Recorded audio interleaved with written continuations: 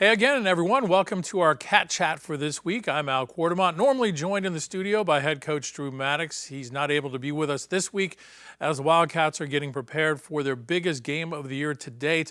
They'll be making a 20-hour road trip to Surprise, Arizona to take on Ottawa University. So we're going to go ahead and just recap for you some of what happened last week and look ahead to this week. The Wildcats continue to roll, improving their season record to 7-0, 6-0 in conference play with a 52-7 rout over Texas College. The Wildcats got up early in this game and really never looked back, giving up a late touchdown score.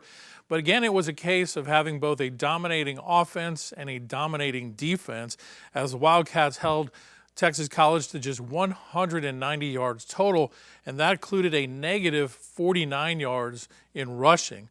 In the last 2 weeks against both Texas College and North American, the Wildcats have combined to push those teams 75 yards backwards in terms of the running game.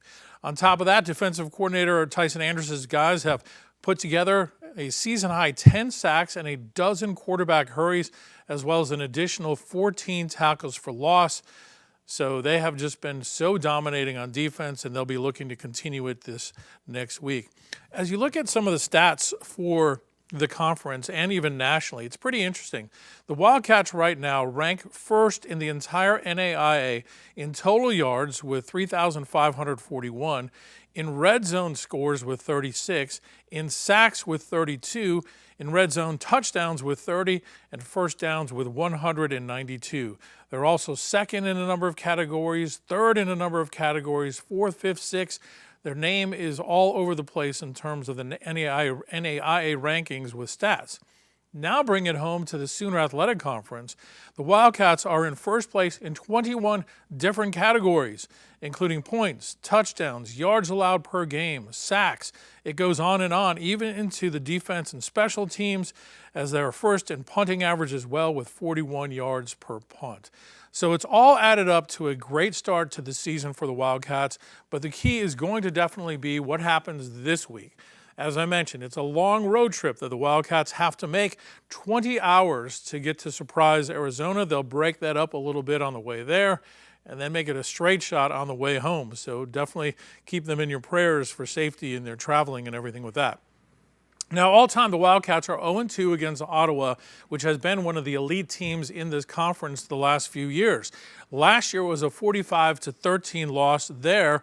The Wildcats actually got off to a good start in that game. They led 6-0 after the first quarter, only trailed 10-6 going into halftime, but the difference in that game was a 28-point outburst for the Spirit as they led after that 38-6 heading into the fourth quarter on their way to a 45-13 win.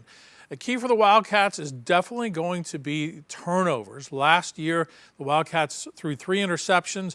They actually outgained Ottawa in that contest 383-325.